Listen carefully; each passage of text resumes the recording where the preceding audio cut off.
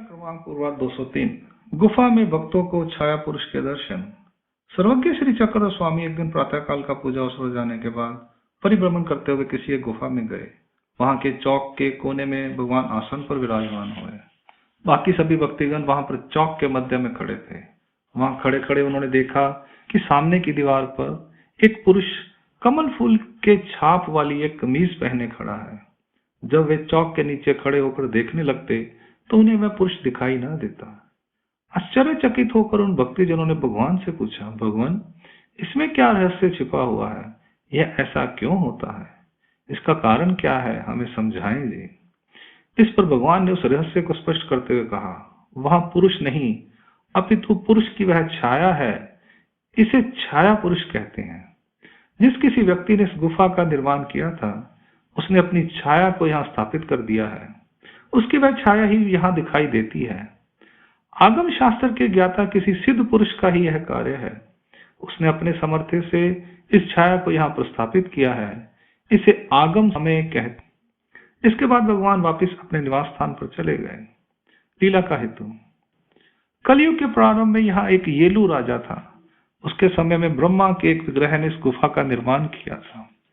उस भव्य पुरुष ने वेशभूषा के अनुरूप अपनी परछाई को यहाँ स्थापित कर दिया था तथा सिद्ध लोग छाया पुरुष को देखते हैं। उन्होंने ही ऐसा विधान किया हुआ है। ये सिद्ध आगम शास्त्र के ज्ञाता थे। इसमें किसका सामर्थ्य काम करता है? प्रश्न है। उस साधना की अधिष्ठात्री देवता का सामर्थ्य काम करता है। उसी से यह आभास दिखाई देता है। उसकी उपासना करने और ध्यान लगाने से यह संभव होता है। जैसे शिल्प विद्यावंत को स्थिति सुख के समय देवता की मूर्ति दिखाई देती है, यहाँ विषय वेद पिंडस्था के प्रकाश का रूप बताया गया है। अंक लीला क्रमांक पूर्वाध 203 यहाँ संपूर्ण होती है। लीला क्रमांक पूर्वाध 204 गहरी गुफा में आगम समय का परिचय। एक दिन सर्वज्ञ श्री चक्रधर स्वामी प्रातःकाल का पूजा अवसर हो जाने के उपरांत परिभ्रमण के लिए मानिकेश्वर मंदिर के पास गए। वहां पर विद्यमान मर्गजा की गुफा में भगवान गहरे अंदर जब जाने लगे तो उन्होंने बाईसा से कहा कि वह उनका हाथ पकड़ लें। उनके पीछे जो भक्त था उसने बाईसा का हाथ पकड़ लिया। ऐसे ही वे सभी भक्त एक दूसरे का हाथ पकड़कर पंक्तिबद्ध होकर भगवान के पीछे पीछे चलने लगे। भगवान सब भक्तिजनों के साथ गुफा के अंदर ही अंदर आगे बढ़ रहे थे। एक दूसरे का हाथ पकड़े हुए कतार में लगे हुए भगवान के पीछे वे चल रहे थे। दूर तक चलते चलते जब वे सब आगे बढ़ रहे थे तो आगे एक स्थान पर प्रकाश फैला हुआ दिखाई देने लगा। फिर उन्होंने वहां देखा कि एक घर की स्थापना की हुई है। उस घर के चारों ओर अपने सिरों पर कपड़ा लपेटे हुए कुछ लोग बैठे हुए हैं। तो बाईसा ने पूछा, भगवान, ये लोग कौन हैं?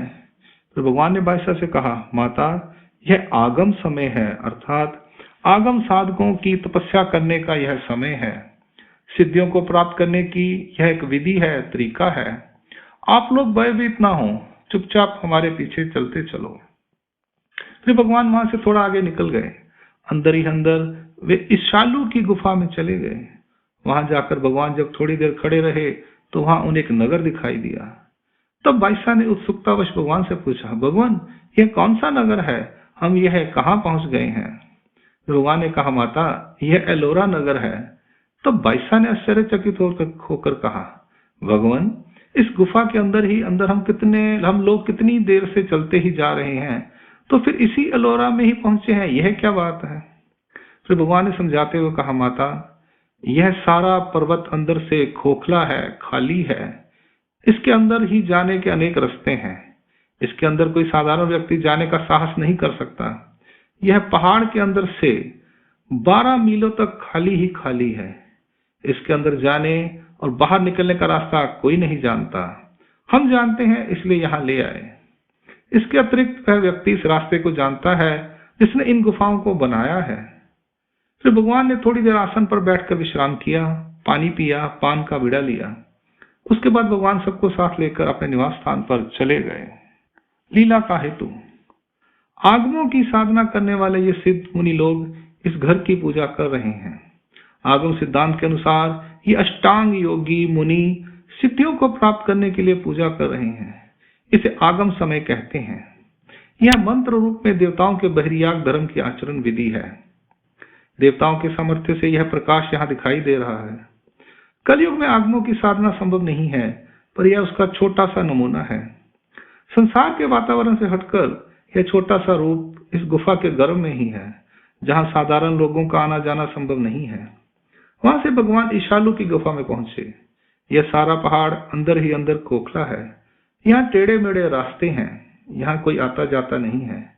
देवताओं की बरमंडस्था में सुख फल भोग रहे जीव, दूरदर्शी लोग, ईश्वर के अप्रोक्ष आदि तीनों ज्ञानी, समर्थ रूप बहिर्या का आचरण करने वाले जीव, भूत, अवतार, ओल्गनिया आदि ये सभी इन्हें जानते हैं, पर साधारण मनुष्य इन आगम साधना करने वाले मनुष्यों को नहीं देखता।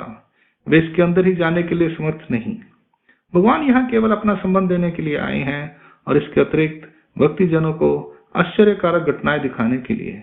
यह लीला भगवान की अवर शक्ति के अंतर्गत आती है। अंक लीला क्रमांक पूर्वाध 204 यहाँ संपूर्ण होती है। दंडवत प्रणाम। जय श्री चक्र।